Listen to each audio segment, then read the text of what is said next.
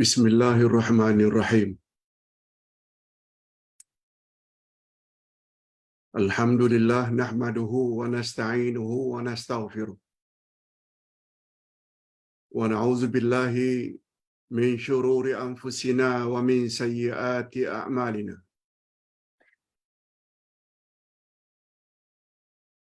May yahdihillah fala mudilla lahu wa may yudlil fala hadiya lahu.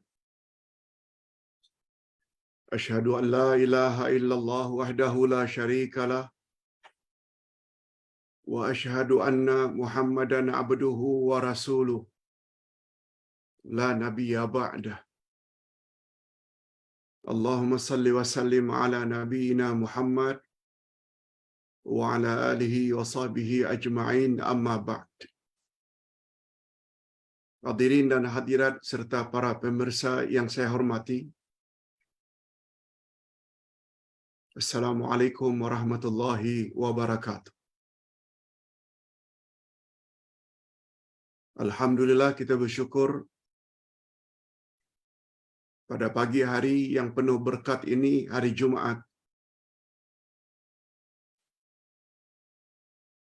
kita telah diberi oleh Allah taufiknya, izinnya, restunya untuk terus menimba ilmu pengetahuan demi kesempurnaan agama yang kita anut, agama Islam. Pada pagi ini, sampailah kita kepada pelajaran yang ke-103, giliran ayat-ayat Al-Quran, dari buku ke arah memahami Al-Quran dan Al-Hadis, jilid 4, halaman 145, di bawah tajuk Kaya dan miskin bukan ukuran hakiki. Kaya dan miskin bukan ukuran hakiki. Maksudnya, ingin mengetahui manusia itu mulia atau hina dalam pandangan Allah, bukan terletak pada kaya dan miskin. Bukan. Nah, kalau begitu Pak Ustaz, apa dia ukuran hakiki kemuliaan atau sebaliknya kehinaan seseorang dalam pandangan Allah? Ini yang akan kita bahas insya-Allah dalam lebih kurang 50 minit yang akan datang.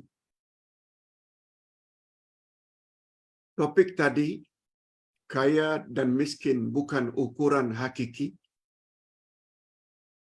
kita ambil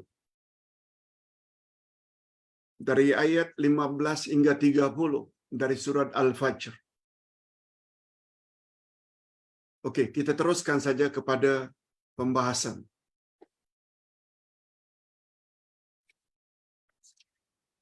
Ustaz awali sedikit beberapa ayat dari 15 ayat terakhir surat Al-Fajr. A'udzubillahi minasyaitonirrajim. فَأَمَّا الْإِنسَانُ إِذَا مَا ابْتَلَاهُ رَبُّهُ فَأَكْرَمَهُ وَنَعَّمَهُ فَيَقُولُ رَبِّي أَكْرَمَنِ وَأَمَّا إِذَا مَا ابْتَلَاهُ فَقَدَرَ عَلَيْهِ رِزْقَهُ فَيَقُولُ رَبِّي أَهَانَنِ كَلَّا بَل لَّا تُكْرِمُونَ الْيَتِيمَ وَلَا تَحَاضُّونَ عَلَى طَعَامِ الْمِسْكِينِ وَتَأْكُلُونَ التُّرَاثَ أَكْلًا لَّمًّا wa tuhibbunal mala hubban jamma.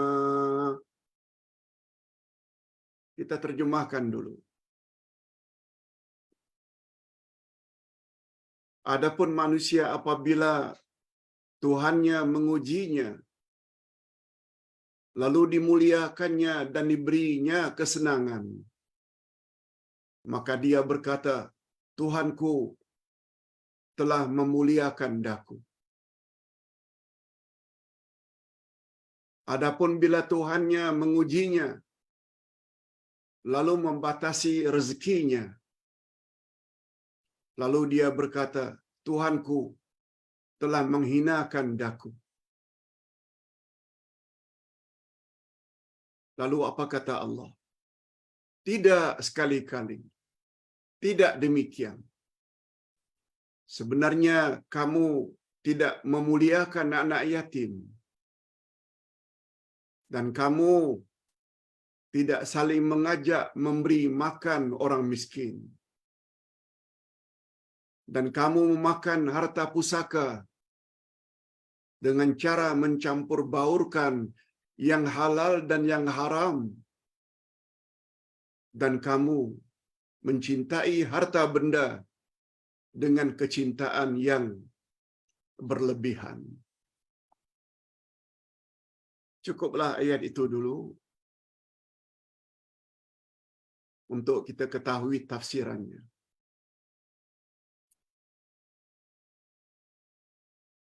Jadi tafsir ayat itu tadi baru terjemah harfiah. Apa dia terjemah maknawiyah atau tafsir? Sesetengah manusia menyangka bahawa apabila dia mendapat nikmat,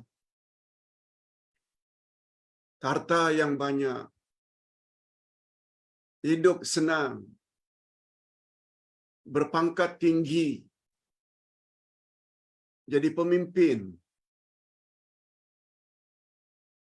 rumah besar, kereta besar,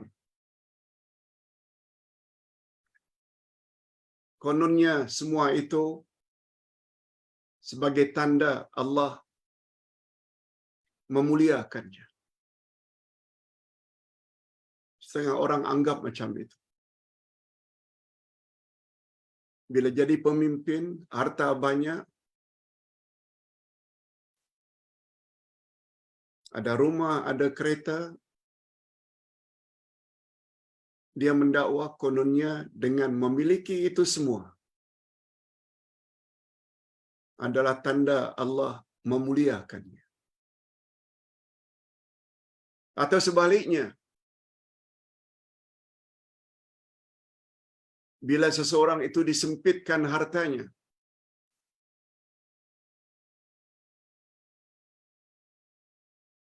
kalau ikut bertanding tapi kalah dalam pilihan raya ke untuk jadi pemimpin tertinggi,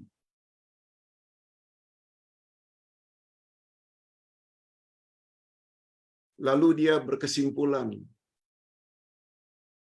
itu bermakna Allah menghinanya atau merendahnya, Allah tidak sayang kepadanya.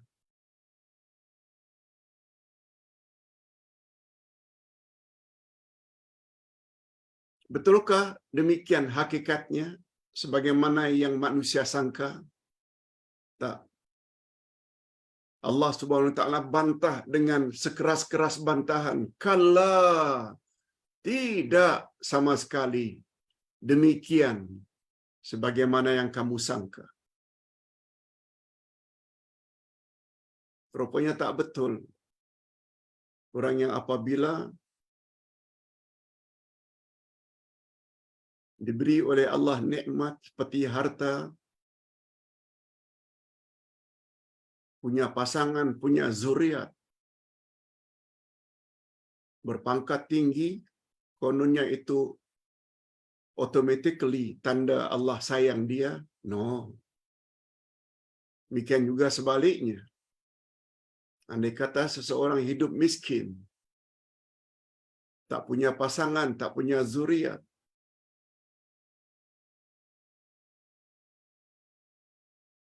tidak berpangkat tinggi, kononnya Allah menghinakannya. No. Salah. Ini sebagaimana Ustaz ulang sekali lagi terjemahan ayat. Adapun manusia apabila diberi ujian oleh Allah dalam bentuk kesenangan hidup, lalu dia mengatakan, oh Allah telah memuliakan daku. Ada setengah orang mengatakan bahawa apabila dia diuji oleh Allah dengan kesusahan hidup, kononnya itu pertanda Allah benci kepadanya. Hadirin dan hadirat serta para pemirsa yang saya hormati, rupanya pandangan seperti itu sangat-sangat keliru.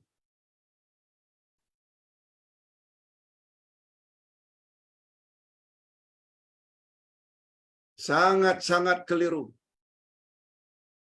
Sebab kalaulah demikian, niscaya kita tidak mungkin akan melihat orang-orang yang banyak melakukan maksiat hidup dalam keadaan senang dan kaya raya.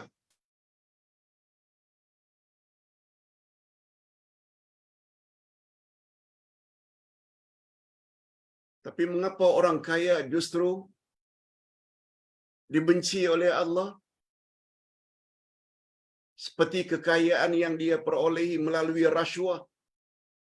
Apakah dengan banyak hartanya dia mulia di dalam pandangan Allah? No.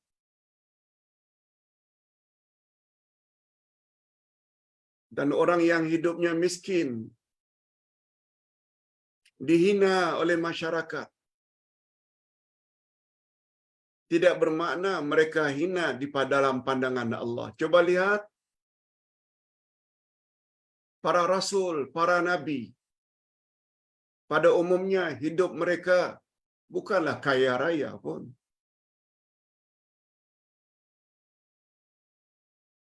Yang kaya raya itu Namrud.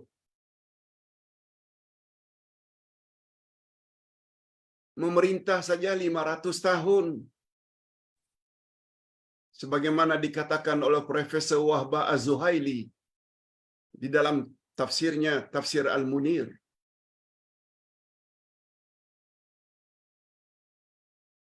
Nabi Ibrahim pula, Rasulullah, dihina sedemikian rupa, dilempar dalam api. Apakah itu bermakna Namrud mulia di sisi Allah? Nabi Ibrahim yang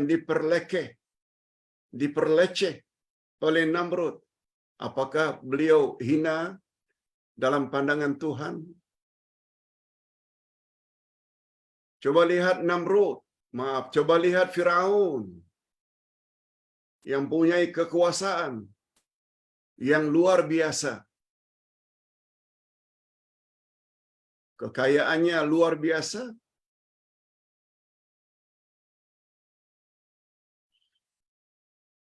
Nabi Musa dikejarnya untuk dibunuh.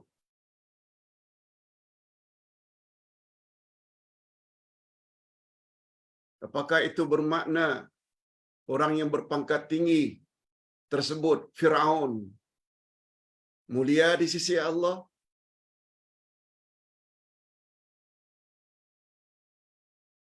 Dan Musa yang diperlakukan seperti itu bermakna apakah dia hina dalam pandangan Allah? Qarun mempunyai kekayaan yang luar biasa.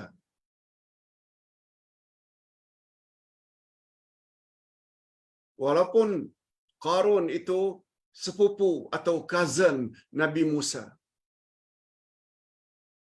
Musa tak punya harta sebanyak itu. Apakah itu bermakna Qarun dalam pandangan Tuhan lebih mulia? Abu Talib, Abu Lahab, orang ternama, punya status di zaman jahiliyah. Nabi Muhammad sallallahu alaihi wasallam dicaci maki, tidak punya harta. Apakah itu bermakna Abu Jahal, Abu Lahab, Abu Talib mulia di sisi Allah? Nabi Muhammad itu hina? Cukuplah itu di antara contoh. Kaya miskin itu bukan ukuran kemuliaan di sisi Allah. Oleh sebab itu bila hidup dalam keadaan mewah dan kaya, jangan terlalu sombong. Kekayaan Anda tidak memberi makna Anda mulia di sisi Allah. Kalau punya pangkat yang tinggi, jangan lekas bangga. Tak mustahil kekayaan dan ketinggian pangkat itu akan menjerumuskan Anda apabila Anda salah, tidak mensyukuri nikmat tersebut. Demikian seterusnya. Lalu apa kata Allah? Membantah hakikat itu.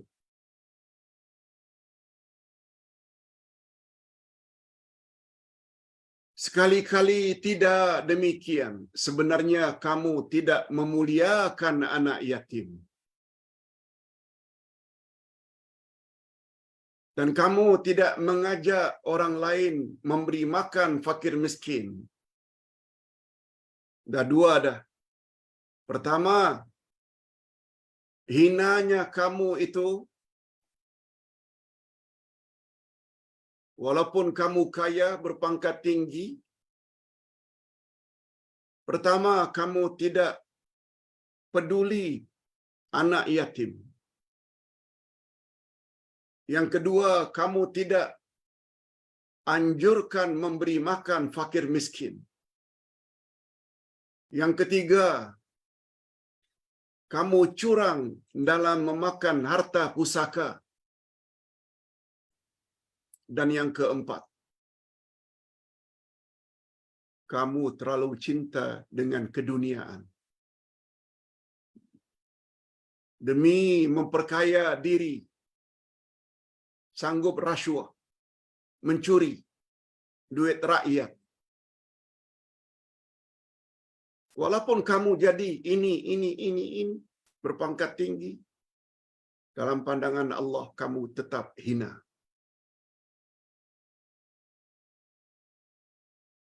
Kamu dapat capai kedudukan yang tinggi,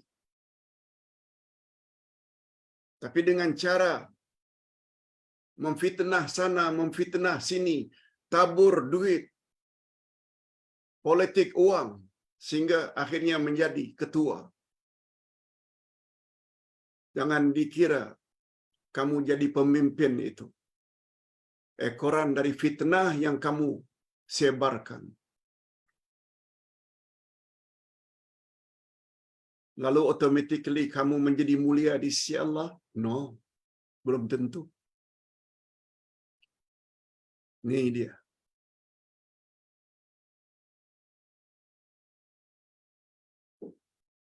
Oleh sebab itu,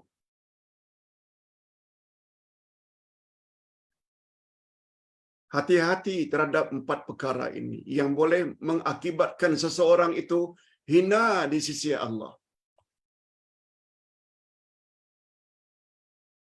Apa dia 4 perkara itu? Disebut oleh Allah. Sebenarnya kamu tidak memuliakan anak yatim. 1. Itu sebabnya kalau ingin jadi orang yang mulia, hormati anak yatim, orang miskin, beri makan orang miskin. Dan kamu tidak saling mengajak memberi makan orang miskin.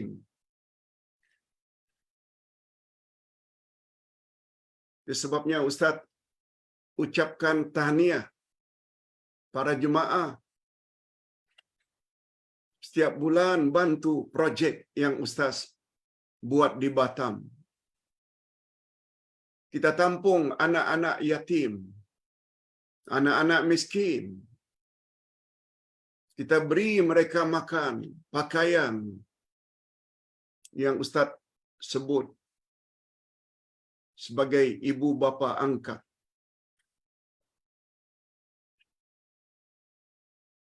Mereka bersekolah tanpa bayaran. Dan bagi yang mampu kita minta bayar untuk menggaji guru-guru. Tapi anak-anak miskin yang ibu bapaknya mengadu, kami tak mampu, tapi kami mau anak kami belajar di sini. Hadirin dan hadirat, yang baru-baru ini kita pergi ke Batam, itu peresmian Masjid Mahfazah, Masjid Tahfiz Fatimah Az-Zahra, dan kita ingin bina sekolah yang kedua, Mahfazah Islamic Boarding School. Tapi perlu kita ketahui, Ustaz juga ada sekolah lain yang lebih awal, SIT El Yasin. SIT Sekolah Islam Terpadu El Yasin, yang jumlah muridnya lebih kurang 400 orang. 400 orang. Itu sekolah rendah. Yang Mahfazah Islamic Boarding School ini sekolah menengah. Menengah pertama. InsyaAllah, habis kuliah ini Ustaz akan forward gambaran tentang sekolah Islam terpadu El Yasin dengan murid-muridnya. Itu yang kita biayai selama ini. Sebahagian dari mereka anak-anak yatim yang kita tampung tanpa bayaran. Itu semua adalah berkat duit yang bapa-bapa dan ibu-ibu salurkan melalui tabung ibu bapa anak-anak yatim. Itu yang kita salurkan setiap bulan. Insya-Allah, bapa-bapa dan ibu-ibu yang terus menyumbang untuk membantu anak-anak yatim, anak-anak yang miskin, mendapat kemuliaan di sisi Allah Azza wa Jalla.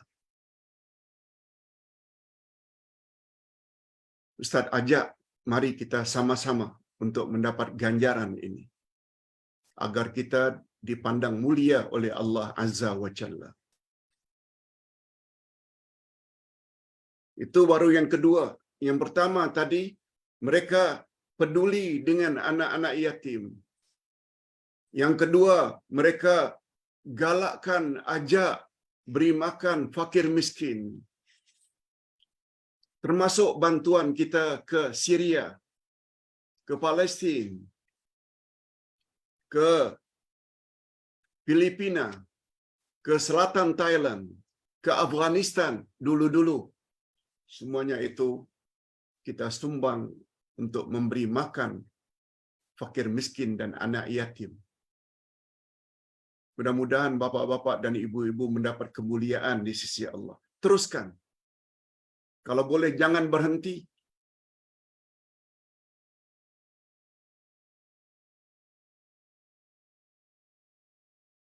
Yang ketiga,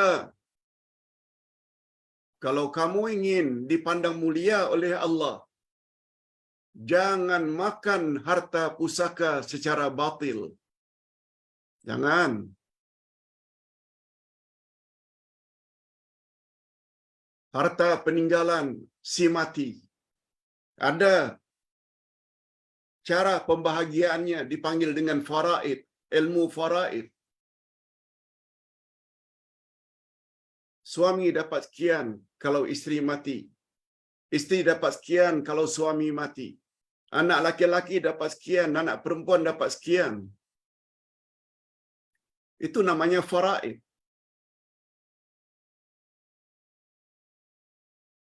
Jangan curang dalam makan harta pusaka.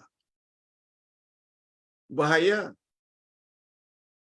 Sebab dalam satu ayat Allah menyebut orang yang curang memakan harta pusaka, dia akan masuk ke dalam neraka, kekal abadi di dalamnya. Ustaz dah jelaskan perkara ini beberapa bulan yang lalu atau beberapa tahun yang lalu. Kata ulama tafsir, orang yang curang ketika makan harta pusaka, dalam Quran disebut mereka kekal di dalam neraka dengan dua makna.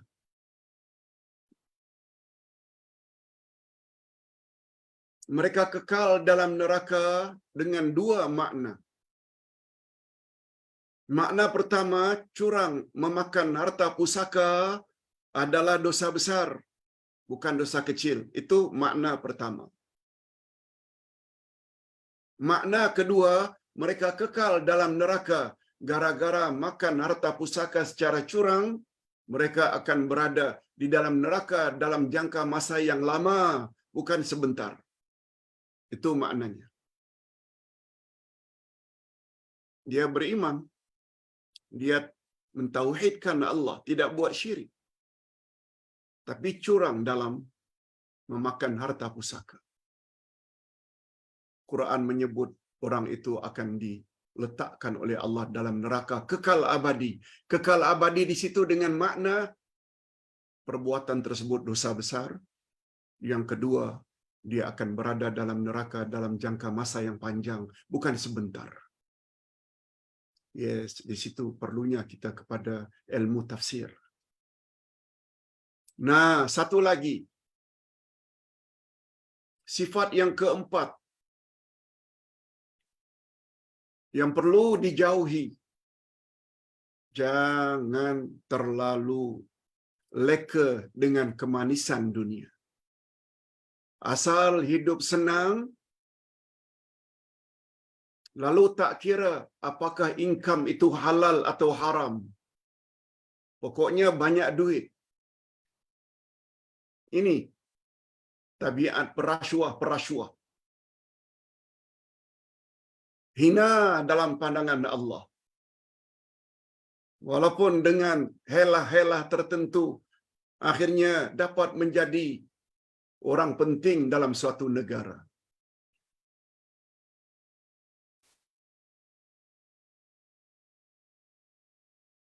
Jangan senang hati.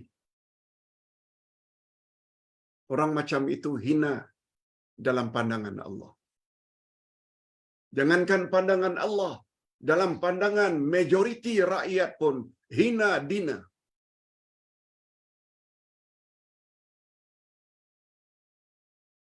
Berapa banyak orang-orang yang menjadi pucuk pimpinan tertinggi akhirnya masuk penjara gara-gara rasuah.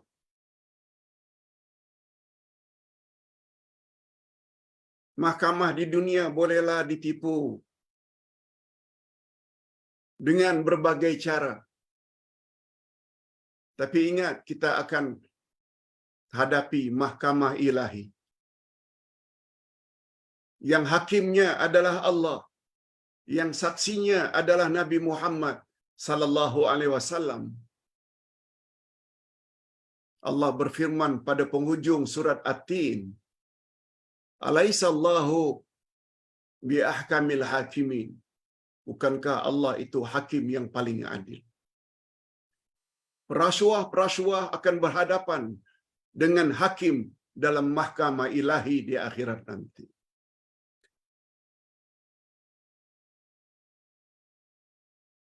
Oleh sebab itu, hindari sifat yang keempat, terlalu cinta dengan dunia untuk mendapat kedudukan yang tinggi, mampu, sanggup fitnah sana, fitnah sini. Sogok sana, sogok sini. Tabur duit asal boleh jadi pemimpin. Dan ini berlaku di mana-mana. Mungkin juga berlaku di Malaysia. kita belajar Al-Quran. Al-Quran ini kalamullah. Kita kena yakin semua ucapan Allah adalah benar belaka. Jangan coba menolak. Menolak termasuk dalam kategori takabur. Apa kata Nabi tentang orang takabur? La yadkhulul jannah man kana fi qalbihi dzarratun min kibr. Tidak akan masuk syurga orang yang dalam hatinya ada sifat takabur walau sebesar atom. Lebih kecil daripada debu. Kalau ada sifat takabur, dia menjadi penghalang utama seseorang masuk syurga. Lalu sahabat bertanya, bagaimana dengan orang yang apabila memakai pakaian cantik, smart? Jika dia memakai sepatu cantik dan mengkilat, apakah itu takabur ya Rasulullah? Kata Nabi, innallaha jamilun yuhibbul jamal. Allah itu cantik dan Allah suka kepada yang cantik-cantik. Tapi yang aku maksudkan takabur, batrul haq wa ihtiqarun nas. Yang aku maksudkan takabur itu satu debu pun tak boleh ada, yaitu kamu menolak kebenaran dan kamu menghina orang lain. Ini takabur nomor satu, menolak kebenaran. Al-Quran adalah kalamullah. Semua ucapan Allah adalah benar belaka. Seperti yang kita ceritakan tadi. Bersikaplah sami'na wa ata'na. Kami dengar ya Allah. Dan kami usahakan untuk mengikutinya. Jangan tolak. Bila tolak, anda takabur. Orang takabur tidak layak masuk syurga. Kalau tidak layak masuk syurga, dia akan masuk tempat yang satu lagi, neraka. Na'udzubillahi min dzalik. Okey. Setelah kita jelaskan bahagian itu, nah bahagian berikutnya Allah menceritakan tentang penyesalan manusia yang tenggelam dalam kehidupan dunia pada hari kiamat.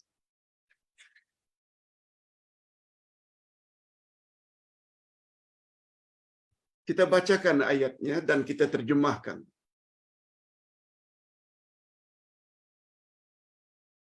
Kalla idza dukkatil ardu dakkan dakka wajaa rabbuka wal malaku saffan saffa waji'a yawma idzin bi jahannam yawma idzin yatadhakkarul insanu wa anna lahu dzikra yaqulu ya laitani qaddamtu li hayati fayawma idzin la yu'adzibu 'adzabahu ahad wa la yusiqu wasaqahu ahad.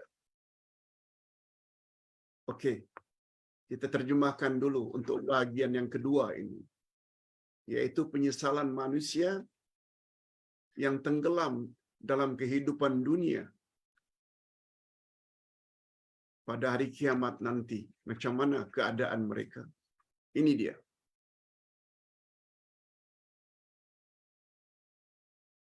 Jangan berbuat demikian. Yang demikian itu maksudnya 4 perkara tadi. Tidak peduli anak yatim, tak suka memberi makan fakir miskin,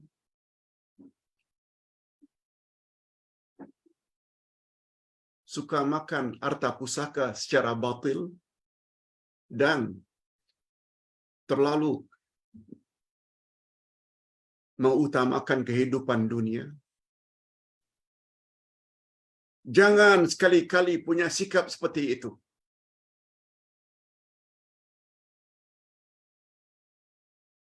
Apabila bumi digoncangkan berturut-turut, Nah, ini membawa makna kiamat terjadi. Apa jadi? Orang yang memiliki 4 sifat negatif di atas,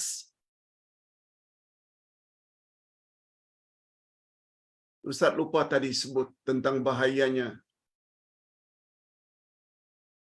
tidak peduli nasib anak yatim. Dalam surat Al-Ma'un, apa kata Allah?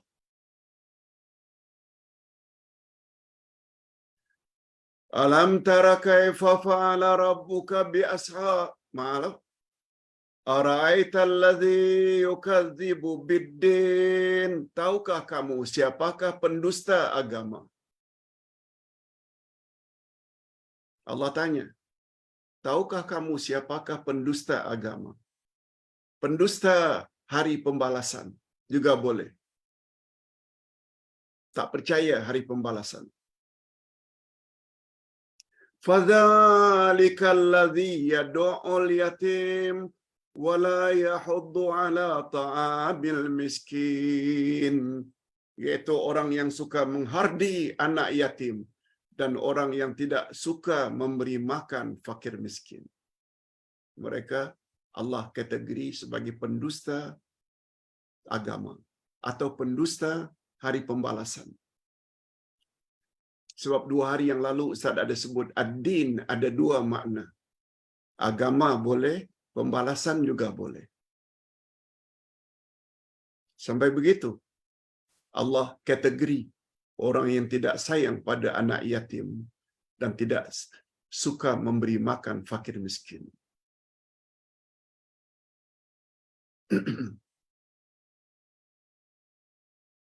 Jangan berbuat demikian. Apabila kamu digoncangkan berturut-turut, maknanya hari kiamat.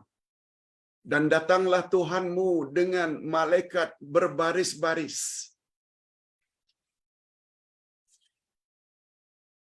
Pada hari kiamat akan terjadi perkara ini. Yakini saja macam mana Allah datang, macam mana malaikat berbaris, yakini saja. Jangan tanya macam mana.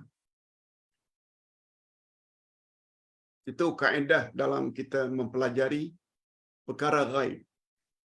Dan pada hari itu diperlihatkan neraka Jahannam. Dan pada hari itu ingatlah manusia. Akan tetapi tidak berguna lagi mengingat itu baginya. Ketika itu baru manusia menyesal, ya Allah dulu mengapalah aku tidak terus membantu anak yatim. Mengapa aku tarik balik bantuanku terhadap anak yatim? Sebagaimana yang dilakukan oleh setengah jamaah.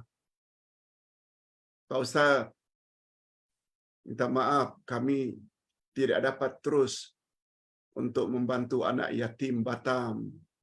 Tak apa. Tapi sebaiknya teruskan. Kalau ingin dapat nikmat ini. Kalau tidak mau, menyesal nanti pada hari kiamat.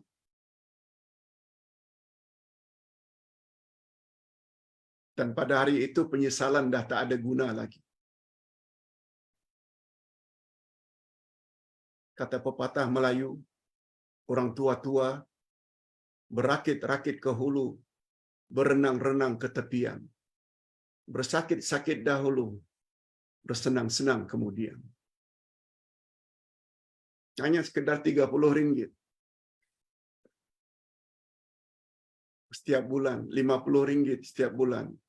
InsyaAllah kita tak akan apa ke dana. Tak akan sampai tak makan. Lalu kita hentikan bantuan kita terhadap anak yatim yang mengharapkan sangat. Okey, sekarang tak ada masalah. Tapi menyesal nanti di sana. Dan penyesalan itu tidak ada gunanya lagi. Dia berkata, alangkah baiknya kiranya aku dahulu mengerjakan amal saleh untuk hidupku ini. Ketika itu baru, ya Allah, Mengapa aku tidak teruskan dulu membantu semampu yang aku boleh terhadap anak-anak yatim? Mengapa dulu aku lokek sangat, bakhil, tak beri makan fakir miskin? Ini orang-orang minta, bukan hanya Batam ya maksud Ustaz, termasuk usaha Syria K, bantu orang-orang di Gaza. Di sana banyak anak yatim, di sana banyak orang miskin. Bantu semampu yang boleh. Jangan berhenti kalau tak mau menyesal nanti.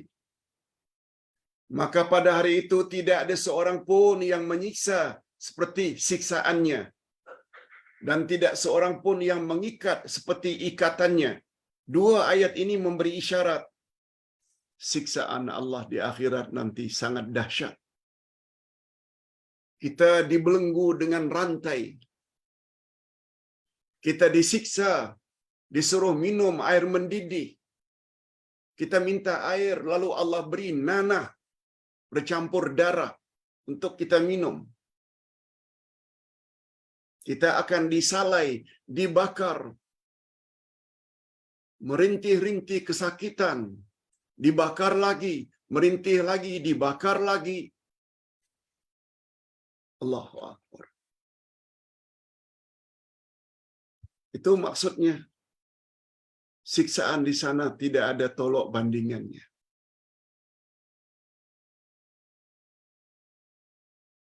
Itu dia lebih kurang tafsiran tentang penyesalan manusia pada hari akhirat.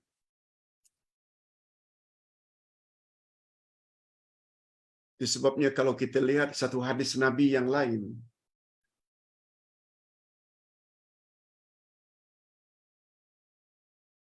apa kata Nabi? La tazalu qadama bni Adam yaumal qiyamah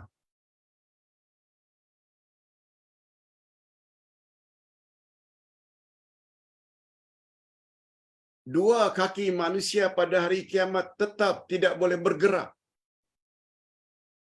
Tak boleh maju, tak boleh mundur. La tazalu qadama bnu Adam yaumal qiyamah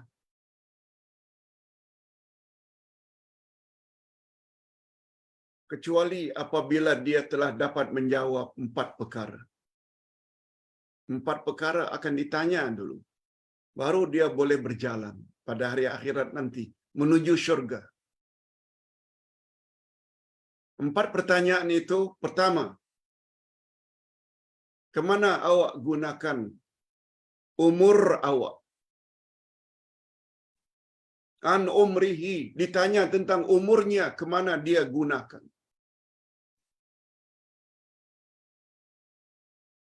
Banyak gunakan umur untuk buat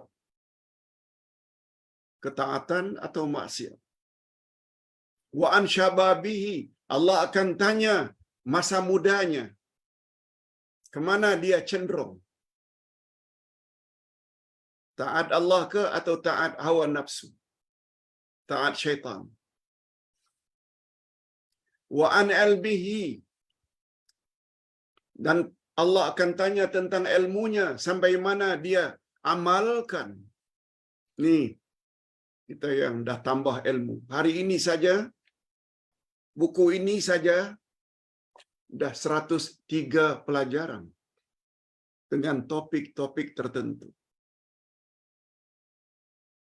Berapa banyak ilmu yang telah kita miliki? Sudah diamalkan atau belum? Itu pun akan ditanya. Dan yang terakhir, an malihi, Allah akan tanya tentang harta yang dia miliki. Min aina iktasaba wa ila aina anfaqa. Pertanyaan terhadap harta ini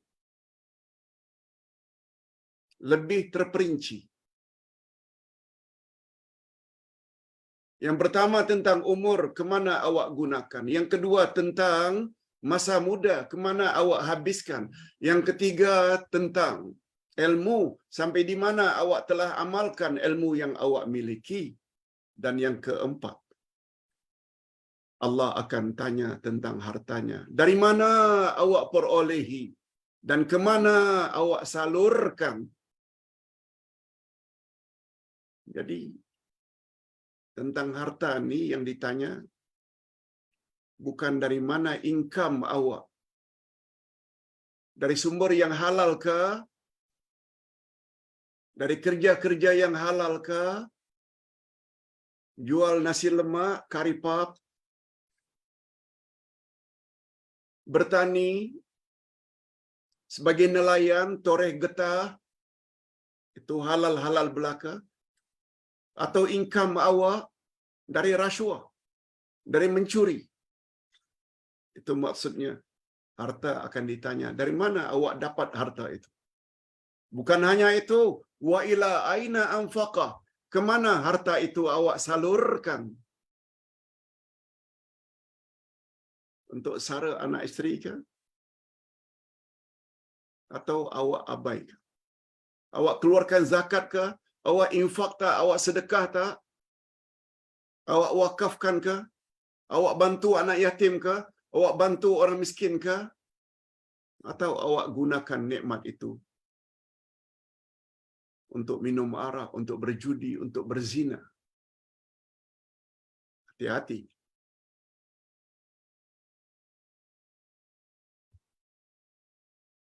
Sebabnya Nabi bersabda, Al-malu salih fi yadir rajuli salih. Harta yang baik itu hanya terletak di tangan orang yang saleh. Harta yang baik itu hanya terletak pada orang-orang yang baik-baik saja. Dia perolehi dari sumber yang halal dan dia salurkan juga kepada tempat-tempat yang baik-baik belaka.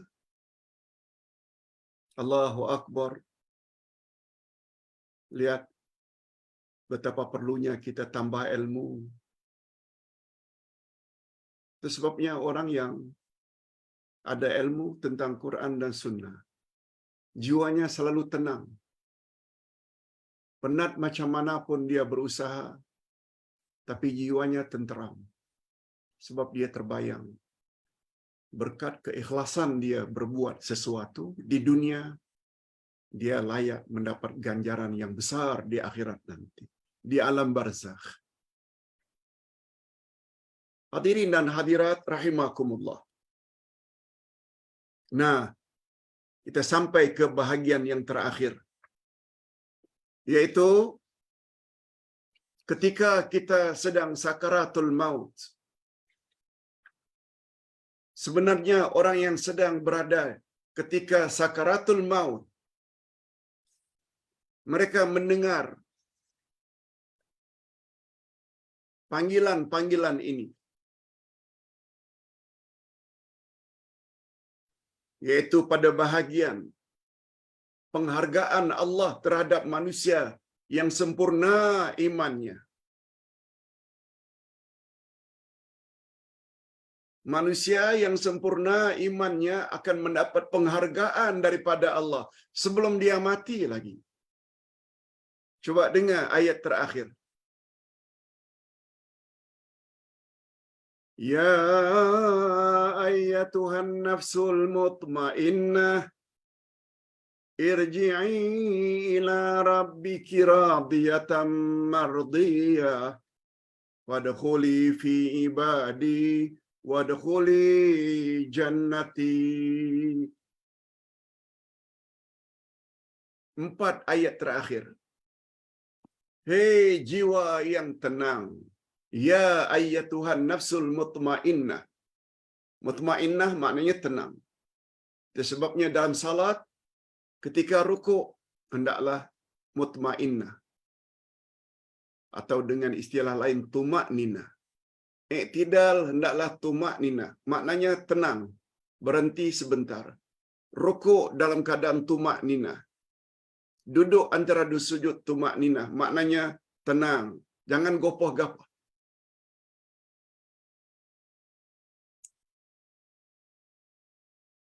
Allah Subhanahu wa taala suruh malaikat maut ketika akan mencabut nyawa orang yang beriman dengan memanggil, ya ayyatuhan nafsul mutmainnah, hei jiwa yang tenang, jiwa yang damai, jiwa yang tenteram. Ini panggilan untuk orang yang beriman. Irji'i ila rabbiki radiyatan mardiyah. Kembalilah kamu kepada Tuhanmu dengan hati yang reda, puas, lagi diredai oleh Allah. Allahu Akbar. Allahumma ja'alna minhum. Kita berdoa pada hari Jumaat yang penuh berkat. Ya Allah, masukkanlah kami ke dalam golongan orang yang akan mendapat bisikan malaikat maut. Wahai orang-orang yang punya jiwa yang tenang, kembalilah kamu ke pangkuan Tuhanmu dengan rasa puas hati dan reda.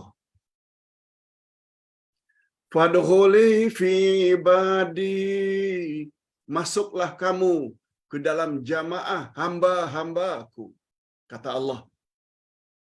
Sebab dia beriman. Wadkhuli jannati, masuklah kamu ke dalam syurgaku. Allahumma ja'alna minhum. Alangkah bahagianya apabila ketika nazak kita dengar ucapan malaikat maut ini. Dalam hadis yang panjang dari Al-Bara' bin Azib disebut, tapi terhadap orang-orang yang durhaka, orang-orang yang banyak buat maksiat, yang banyak buat syirik, yang percaya perkara-perkara khurafat, panggilan jadi lain pula. Ya ayyatuhan nafsul khabithah, jiwa yang jelek, jiwa yang buruk. Khabithah maknanya jiwa yang buruk, jelek, banyak buat maksiat, banyak buat syirik, khurafat.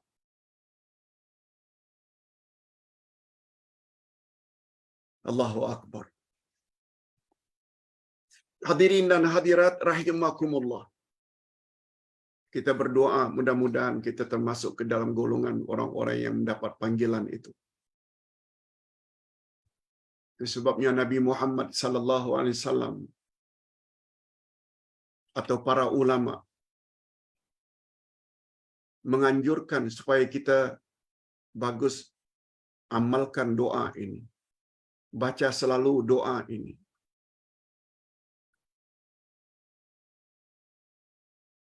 Doa apa Pak Ustaz?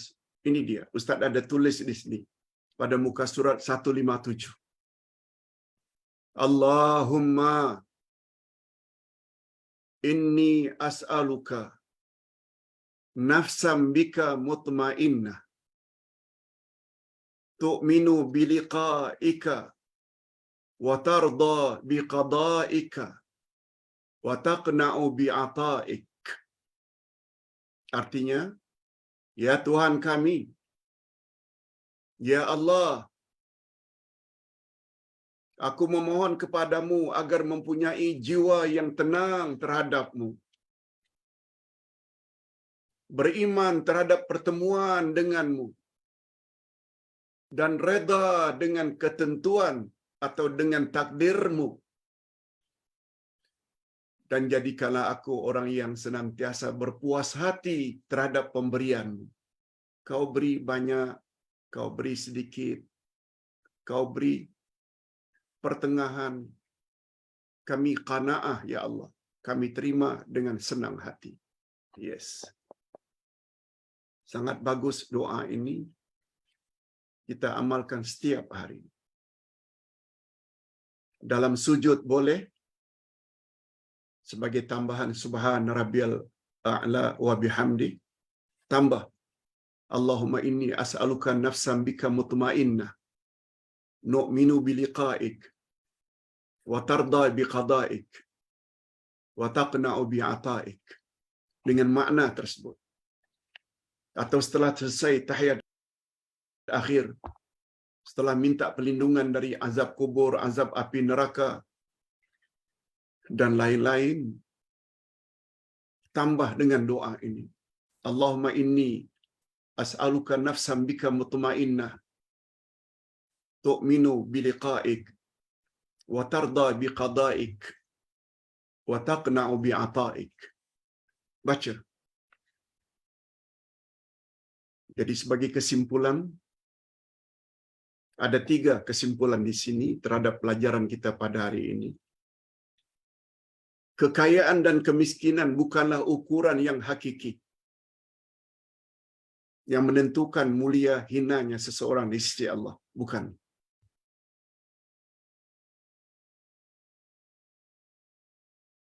Sebagaimana sabda Nabi dalam hadis sahih riwayat Imam Muslim, "Innallaha la yanzuru ila suwarikum wa a'malikum.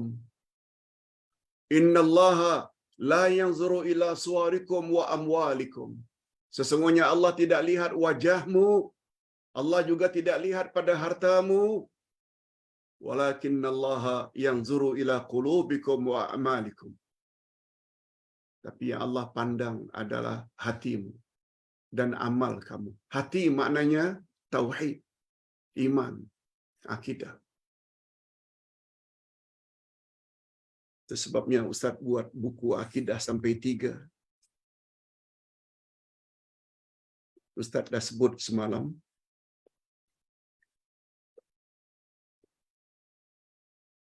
Akidah jilid 1. Dalam edisi baru. Tentang rukun iman yang 6 bersama dalilnya. Akidah jilid 2. Menyebut perkara-perkara yang boleh merosakkan akidah yang patut kita jauhi. Dan buku 3 tentang aliran-aliran selain Ahlus Sunnah wal Jamaah. Perlu tahu juga siapa itu Syiah, siapa itu Khawarij, Murji'ah, Qadariyah, Jabariyah, Mu'tazilah, dan lain-lain. Perlu sangat.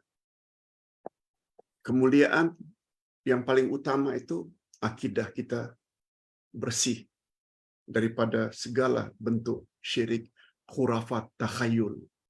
Yang kedua, kesimpulan yang kedua, di antara ciri-ciri atau tanda-tanda manusia yang hina ialah tidak berbuat ihsan kepada anak yatim, tidak suka beri makan fakir miskin, suka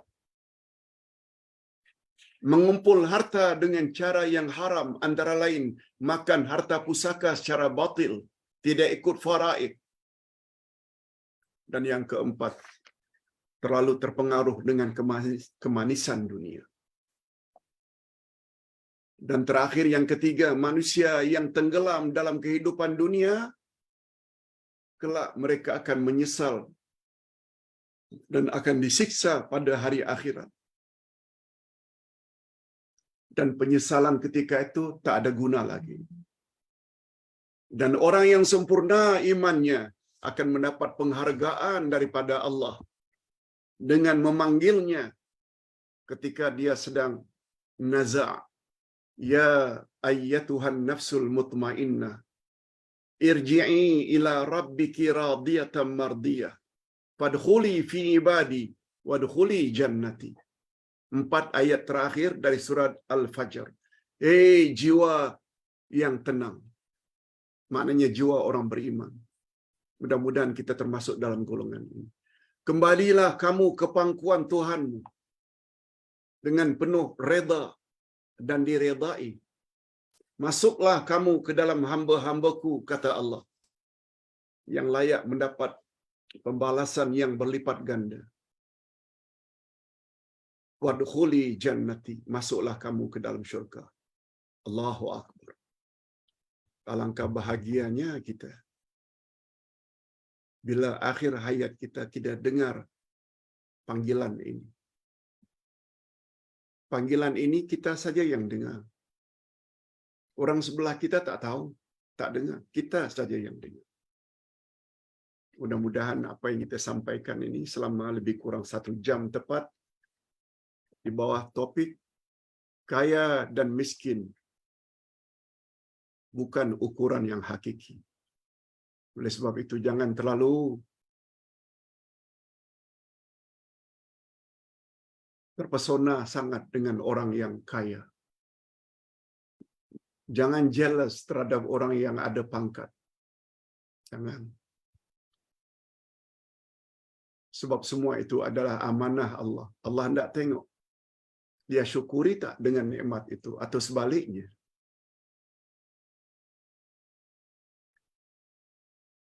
Itu sebabnya orang-orang yang saleh dia tidak gila kuasa. Orang-orang saleh dia tidak gila harta. Kalaupun diberi oleh Allah kuasa dan harta, dia akan manfaatkan kuasa dan hartanya untuk ketinggian agama Allah. Berjuang di jalan Allah. Kita baru jelaskan 2 hari yang lalu. Berjuang di jalan Allah dengan makna berjuang untuk meletakkan agama Allah yang paling tinggi. Bukan agama lain.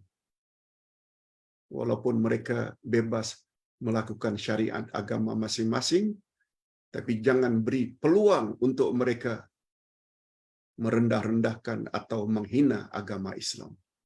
Itu pemimpin yang sebenar yang akan mendapat sanjungan daripada Allah Azza wa Jalla. Okey, kita masuk ke bahagian atau sesi yang kedua, menjawab beberapa pertanyaan jemaah. Pak Ustaz, Ustaz akan jawab di sini 3 pertanyaan secara singkat.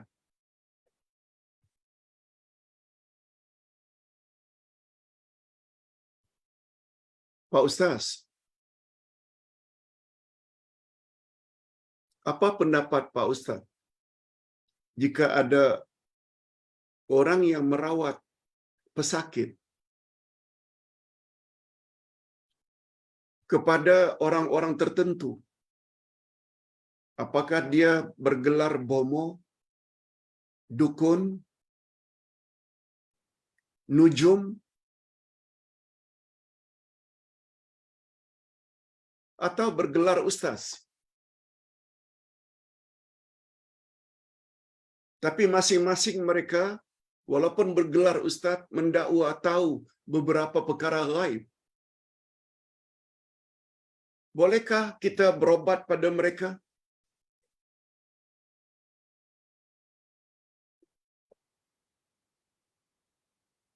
Jawaban Ustaz.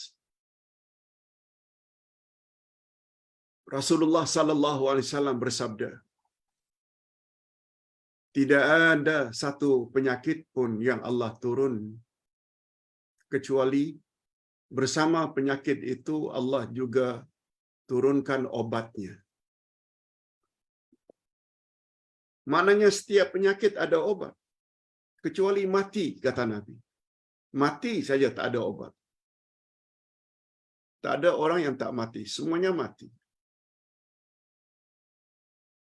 Tapi selain itu, apa saja bentuk penyakit, ada obatnya.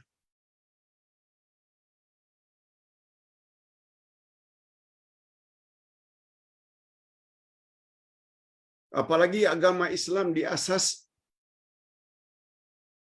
berdasarkan hukum sebab musabbab. Cause and effect. Bila lapar kita makan. Bila datang kenyang, yang mengenyangkan adalah Allah, bukan makanan. Tapi kita perlu ambil makanan sebagai sebab untuk kenyang. Begitu jugalah kalau minum. Kalau dahaga, kita minum. Kalau sakit, kita berobat. Tapi jangan sampai mendakwa obat yang menyembuhkan. Yang menyembuhkan tetap Allah. Namun kita perlu ambil obat, telan obat, minum obat. Dan rawatan dalam Islam ada dua pada garis besarnya. Ada rawatan ikut cara moden, ada rawatan menurut cara tradisional. Kalau pergi ke hospital, pergi ke klinik, barangkali itu cara moden. Sama ada dengan suntikan, sama ada melalui pil, sama ada melalui kapsul, sama ada melalui sirap kalau batuk, sama ada melalui pembedahan, operasi. Itu cara moden. Dan jangan lupa, ada satu lagi cara rawatan dalam Islam yang kita selalu sebut dengan tradisional. Atau rawatan alternatif. Ada pilihan untuk dirawat. Seperti merawat dengan ayat-ayat Quran yang kita panggil dengan ruqyah. Boleh. Ayat-ayat syifa. Seperti ayat 82 dari surat Al-Isra. A'udzubillahi minasyaitonir rajim wa nunazzilu minal Qur'ani ma huwa syifaa'un wa rahmatul lil mu'minin. Atau ayat 57 surat Maryam, surat Yunus. Ya ayuhan nas qad ja'atkum mau'izatun mir rabbikum wa shifaa'un lima fis sudur. Allah sebut Quran itu adalah syifa. Itu sebabnya salah satu daripada nama surat Al-Fatihah. Ada 12 nama surat Al-Fatihah. Salah satu daripada nama surat Al-Fatihah, Suratul Syifa. Sebab sahabat pernah membaca pada seseorang yang sedang sakit surat Al-Fatihah. Lalu dengan sebab itu, Allah sembuhkan penyakit orang tersebut. Dan itu dibenarkan oleh Nabi sallallahu alaihi wasallam. Hanya saja, kalau sampai dukun itu, atau bomo itu, atau tok nujum itu, atau bergelar ustaz dipanggil ustaz, tapi mendakwa mengetahui perkara gaib, yang itu tak boleh. Yang itu tak boleh. Sebab perbuatan itu adalah syirik. Syirik apa namanya, Pak Ustaz? Itu yang namanya syirkus sifat. Mengapa dia dipanggil syirkus sifat, Pak Ustaz? Baca buku Ustaz, buku yang pertama. Ini, buku akidah. Bahagian yang terakhir, Ustaz ada sebut, syirik terbagi dua, syirik besar dan syirik kecil. Syirik besar pula ada 8. Satu di antara 8 syirik besar ini, syirkus sifat. Syirik maknanya menyekutukan Allah. Kalau yang tahu perkara gaib itu adalah sifat bagi Allah. Kita bagi pula sifat itu kepada bomo. Kita bagi pula sifat Allah itu kepada dukun. Atau kita bagi sifat mengetahui perkara gaib kepada ustaz. Itu bermakna kita telah buat syirik, namanya syirik sifat. Syirik sifat termasuk salah satu syirik besar. Dan bila kita terlibat dengan syirik besar, hancur musnah segala amal saleh kita. Allah berfirman, la in asyrakta la yahbatanna amaluk. Bila kamu terlibat syirik, hancur musnah seluruh amalan kamu.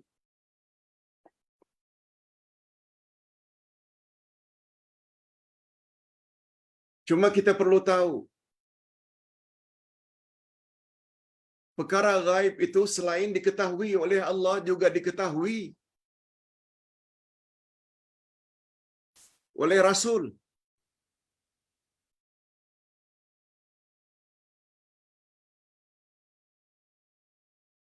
Itu sebabnya dalam ilmu akidah, ghaib terbagi dua. Pertama namanya ghaib hakiki, ghaib yang sebenar-benar ghaib, tidak ada yang tahu kecuali Allah. Hatta malaikat, hatta nabi, hatta rasul tak tahu. Umpamanya, bila kiamat akan terjadi. Bila seseorang itu exactly akan mati. Itu hanya ada dalam ilmu Allah. Nabi pun tak tahu, rasul pun tak tahu.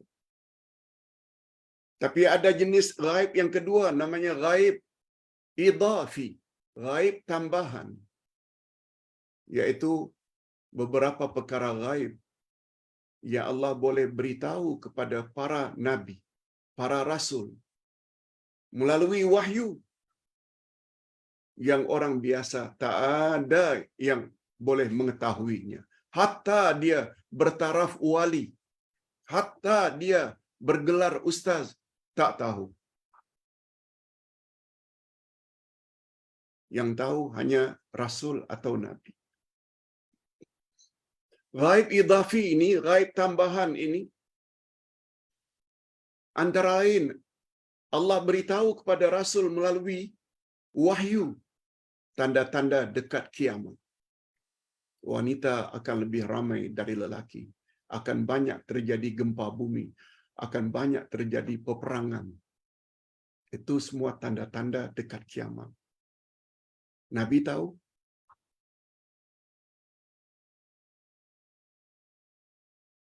Sebab Nabi berbeza dengan umatnya walaupun bergelar wali. Apa bezanya? Rasul dapat wahyu.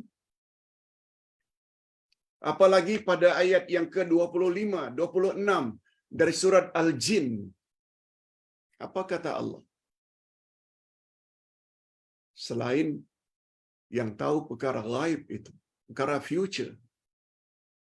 Allah, selain itu juga Allah beritahu kepada rasul-rasul yang Allah redai.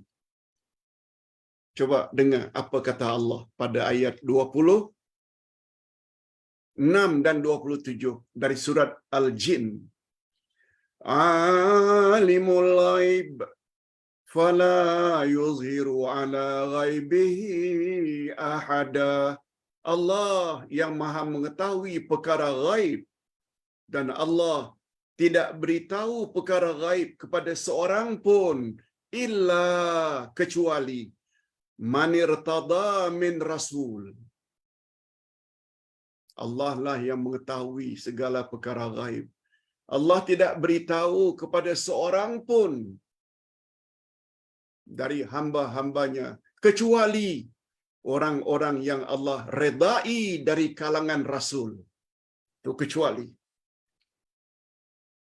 Oleh sebab itu bila Nabi tahu beberapa perkara ghaib, kita boleh percayai. Nabi cerita tentang apa yang ada dalam syurga ketika diperlihatkan oleh Allah pada malam Isra' dan Mi'raj. Kita boleh percaya. Kalau Nabi menyebut tentang fadilat ini, fadilat itu, semuanya perkara ghaib. Siapa baca ini, dia akan dapat ganjaran ini dari sisi Allah. Itu perkara ghaib. Oleh sebab itu, mana-mana ustaz, kiai ke, habib ke, mendakwa, oh baca salawat itu dapat fadilat ini, dapat fadilat ini. Jangan percaya. Sebab habib, wali, bukan rasul. Apalagi yang meramal itu bomo atau dukun atau pawang. Oh, dalam diri kamu ini ada 17 jin tahu. Oh, yang menyihir kamu ini si fulan tahu. Bukan orang lain. Dia itu mak mertuamu sendiri. Subhanallah. Walaupun yang bercakap itu ustaz, tak boleh. Sebab ayat tidak menyebut illa manir tada min dukun, illa manir tada min bomo. Yang mengetahui perkara gaib hanya Allah. Tak ada seorang pun yang tahu kecuali orang-orang yang Allah redai dari kalangan Rasul. Rasul, yes. Allah tidak sebut. Kecuali orang-orang yang Allah reda dari kalangan dukun, bomo, pawang. Allah juga tidak sebut. Illa manirtada min ustaz. Kecuali orang-orang yang Allah redai dari kalangan ustaz. No, no, no. Min Rasul. Itu sebabnya kata Nabi, apabila seseorang bertanya kepada orang lain tentang perkara gaib, lalu diberitahu dan dia membenarkan apa yang diberitahu oleh bomo, dukun atau ustaz itu, Allah tak terima salatnya 40 hari 40 malam. Hadis sahih riwayat Imam Muslim. 40 hari sia-sia salatnya. Nabi sendiri pernah menolak ketika ditanya oleh seorang Yahudi menggenggam sesuatu.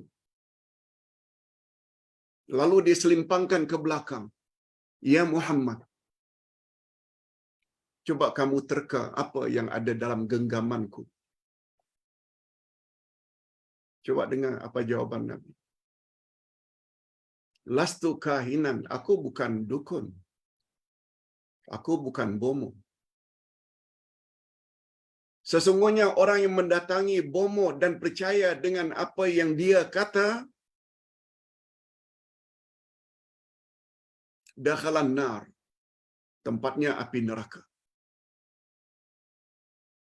Hati-hati. Jadi maksud Ustaz sebagai kesimpulan, sekedar berobat secara rawatan alternatif, pergi kepada ustaz-ustaz tertentu. Lalu dia hanya bacakan ayat-ayat Quran sebagai ruqyah. No problem.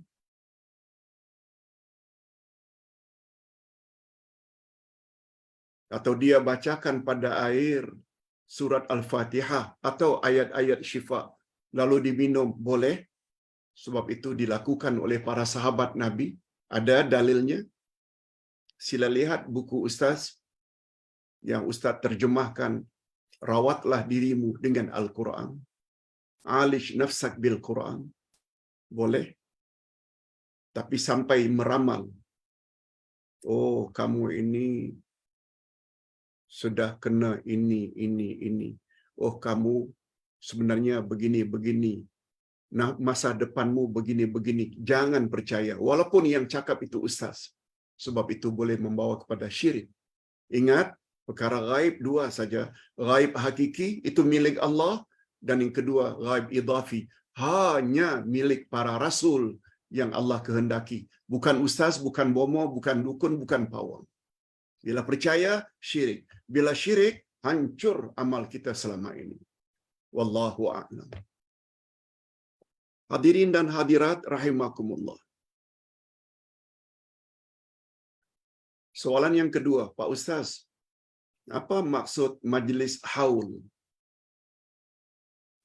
Adakah asasnya dari Nabi sallallahu alaihi wasallam? Hadirin dan hadirat, haul ini bila diartikan genap setahun, tanaman yang kita tanam, atau emas perak yang kita simpan, atau binatang yang telah kita miliki, cukup nisab dan haul, maknanya genap setahun. Nah, itu tak ada masalah. Kalau haul dengan makna itu, salah satu syarat mengeluarkan zakat. Selain cukup nisab, kadarnya juga haul sampai 1 tahun. Harta itu tersimpan. Tapi haul yang dimaksudkan ini, yang banyak menyebut tentang acara-acara haul di suatu negeri, Ustaz terpaksa remove orang tersebut. Sebab dia membawa perkara-perkara yang bercanggah. dengan tujuan grup yang kita buat. Ustaz remove sebab itu mengacau pemahaman orang ramai. Cuma sekedar kalau diikuti dengan pertanyaan, apa hukum Pak Ustaz? Haul. Nah, haul di sini iaitu memperingati kematian seseorang setahun kemudian.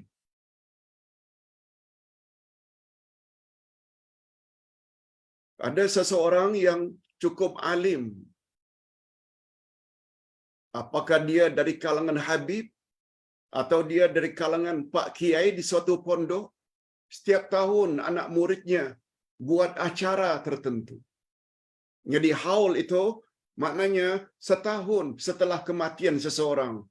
Tahun kedua, tahun ketiga, tahun keempat. Kalau itu yang ditanya, tidak ada asas dari Nabi sallallahu alaihi wasallam. Juga dari kalangan para sahabat. Walaupun ada yang mengatakan boleh, apa salahnya? Silakan. Tapi kalau kepada Ustaz ditanya, ada tak asasnya, Pak Ustaz? Ini kita bimbangkan, akhirnya membenarkan peringati kematian seseorang hari ketiga, peringati kematian seorang hari ketujuh, peringati kematian seseorang hari yang ke-40, hari yang ke-100, dan hari yang ke-1 Itu namanya haul. Nah, sebab banyak dari kalangan imam-imam mazhab mengatakan, bila kamu peringati hari kematian, itu nilainya sama dengan kamu meratap. Ustaz tak nafikan. Ada juga yang menyokong acara haul. Tapi kalau Ustaz ditanya, Ustaz tidak cenderung. Tidak cenderung pada pendapat boleh. Sebaiknya jangan. Wallahu a'lam. Dan terakhir, Pak Ustaz, Ustaz bercakap beberapa hari yang lalu tentang tiara, yaitu menghubung kaitkan sesuatu peristiwa dengan musibah yang akan menimpa. Kesialan yang akan menimpa. Tidak elok akhirnya. Itu namanya tiara. Walaupun pada asalnya dari perkataan tayron, yaitu burung, orang-orang Arab Jahiliyah dulu apabila mereka akan melakukan kerja-kerja penting, musafir, kawin, bikin rumah,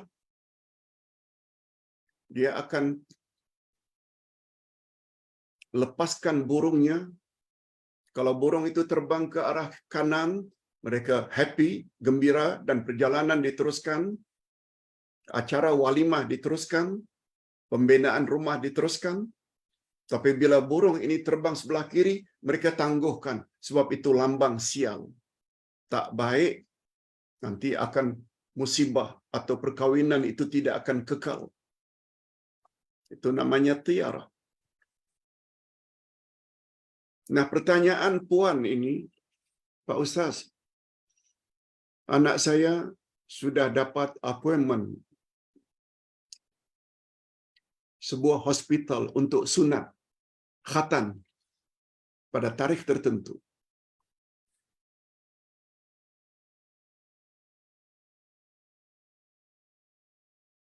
Anak tersebut perlu dibius secara penuh.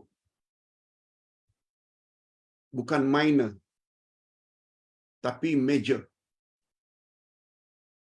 Karena dia ada masalah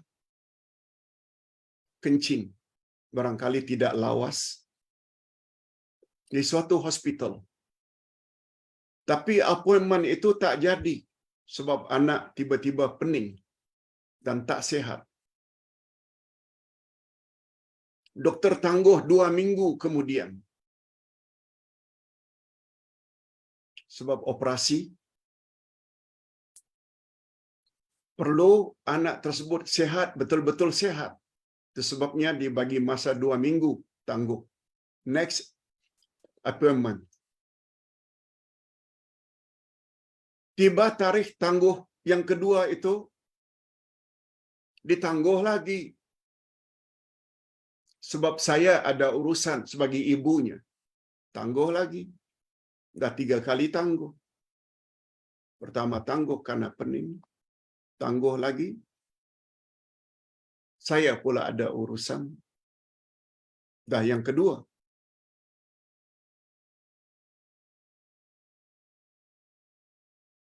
Kemudian ditangguhkan lagi karena saya ada urusan kepada tarikh yang ketiga. Sebab anak saya demam dan cirit-birit. Setelah 3 kali tertangguh, hati saya jadi tak sedap. Jangan-jangan bila diteruskan nanti tak elok jadinya kepada anak saya.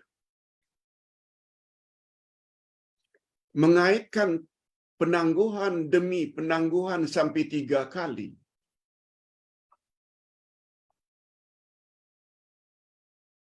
Lalu terfikir oleh saya, jangan-jangan nanti bila diteruskan kali yang ketiga ini atau yang keempat, tidak elok bagi anak saya.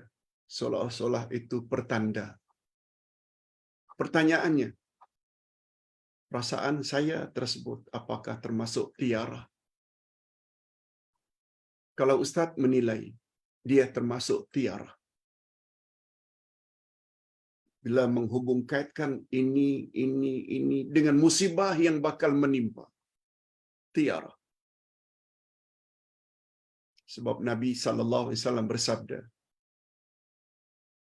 salah satun lazimatun li ummati. Ada 3 perkara mesti ada pada umatku. Mengumpat, buruk sangka, dan tiara. Lalu sahabat bertanya, ya Rasulullah, bukankah ketiga-tiga itu dosa? Betul? Lalu Nabi beri solusinya. Buruk sangka itu biasalah, persangkaan. Bila kamu buruk sangka terhadap seseorang, jangan kamu teruskan. Buruk sangka terhadap seseorang, jangan kita selidiki orang itu. Jangan kita turuti ke mana dia pergi. Sebab kita tadi dah buruk sangka. Jangan teruskan. Apabila kamu mengumpat, segera minta maaf. Itu dia punya solusi.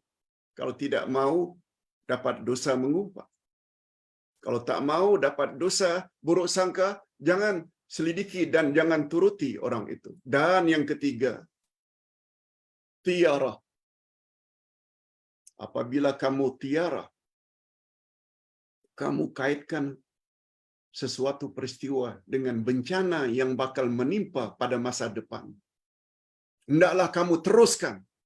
Hendaklah kamu teruskan. Kalau buruk sangka tadi jangan teruskan, jangan kamu selidiki. Tapi apabila kamu tiara, seperti puan tadi, hendaklah kamu teruskan. Ustaz buat contoh. Keluar rumah. Baru 1-2 batu. Tinggalkan rumah dengan kereta ke dengan motor untuk pergi jauh. Tiba-tiba terlanggar kucing. Kucing mati. Hati kata, ya Allah, ini tak boleh saya teruskan. Kalau saya teruskan nanti, jangan-jangan saya akan aksiden.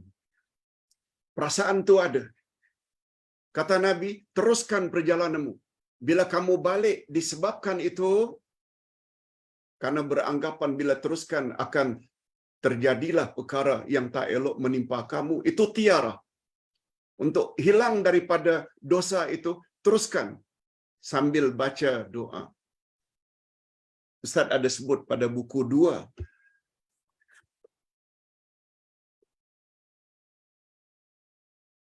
Doa tiara. Semalam Ustaz ada sebut. Kalau tak salah muka surat 50. La ya'ti bil hasanati illa anta.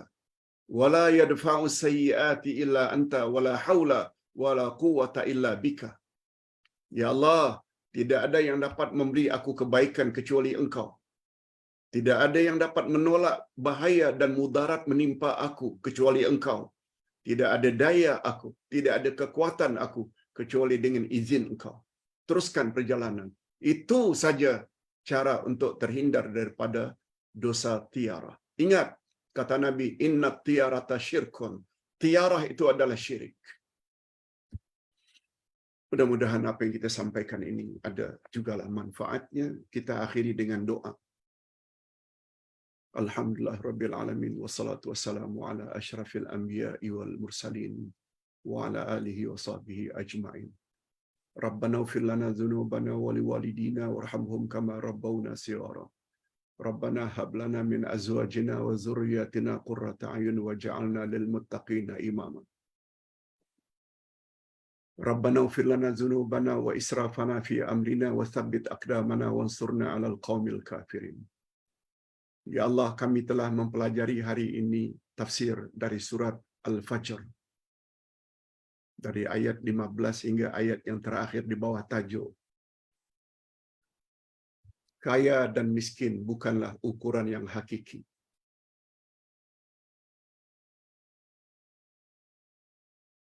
Sebagaimana dakwaan banyak manusia. Mentang-mentang punya kekayaan, hidup senang, berpangkat tinggi, kononnya mendakwa dia dimuliakan oleh Allah. Tapi apabila hidup miskin, hidup merana, kononnya mereka dihina oleh Allah. Engkau telah nafikan dakwaan tersebut, dan dakwaan tersebut adalah keliru. Orang yang dihina oleh Allah, yaitu orang yang memiliki 4 sifat. Tidak peduli terhadap anak yatim, tidak suka memberi makan fakir miskin, orang yang curang dalam pembahagian harta pusaka, dan orang yang terlalu terpengaruh dengan kemanisan dunia. Kami mohon ya Allah, kiranya lindungi kami daripada memiliki sifat-sifat tersebut. Kami tahu ya Allah, berdasarkan penjelasan dalam ayat-ayat tadi, bahwa huru-hara hari kiamat itu sangat-sangat menakutkan. Pada hari itu akan menyesal orang-orang yang banyak berbuat maksiat ketika berada di atas muka bumi, dan penyesalan mereka sudah tidak berguna lagi. Oleh sebab itu, berilah kami kesadaran ya Allah, untuk senantiasa mempertingkat amal-amal saleh kami. Dan pada masa yang sama, ampunkanlah segala dosa-dosa kami ya Allah. Sebab Engkau berjanji apabila kami telah tobat dengan tobat nasuha, maka kami seperti tidak punya dosa sama sekali. Terimalah tobat kami ya Allah. Dan masukkanlah kami ya Allah ke dalam golongan orang-orang yang akan mendapat panggilan dari malaikat maut, ya ayyatuhan nafsul mutmainnah. Jiwa yang tenang, kembalilah kamu ke pangkuan Tuhanmu. Masuklah kamu ke dalam hamba-hambaku, dan masuklah kamu ke dalam syurga. Allahumma khtim lana bihusnil khatimah, wa la takhtim alaina bisu'il khatimah. Wa sallallahu ala nabiyyina Muhammad wa ala alihi wa sahbihi ajma'in. Subhana rabbika rabbil izzati amma yasifun. Wassalamun alal mursalin. Walhamdulillahi rabbil alamin. Sebelum kita baca ayat atau tasbih kafarat, Ustaz ingin ingatkan 2 perkara. Nanti petang jam 5.30 kita ada kelas akidah. Jilid 1, yaitu bahagian terakhir tentang rukun iman yang kelima, yaitu iman pada hari akhirat. Bahagian akhir akan menyebut tentang syurga, neraka, dan tentang syafaat. Yang kedua, esok hadirin dan hadirat kita tidak ada kelas. Sebab Ustaz diminta bantuan oleh seseorang dalam satu majlis yang Ustaz perlu hadir jam 10 pagi. Sebabnya untuk kelas esok, kelas duha ditiadakan. Tapi esok Ustaz akan ada kuliah subuh di suatu masjid yang berhampiran dan para jemaah boleh ikuti kuliah subuh. Itu sebagai kuliah tambahan. Bukan secara live, bukan. Tapi di suatu masjid yang insya-Allah tim akan maklumkan kepada bapa-bapa dan ibu-ibu untuk memasuki kuliah subuh tersebut. Itu pengumuman, ada 2. Petang ini ada kelas akidah. Yang kedua, esok waktu duha, kelas kita tangguhkan. Namun demikian, ada kuliah subuh pada pagi esok hari Sabtu. Subhanakallahumma wa bihamdik. Asyhadu an la ilaha illa anta astaghfiruka wa atubu ilaik. Wassalamualaikum warahmatullahi wabarakatuh.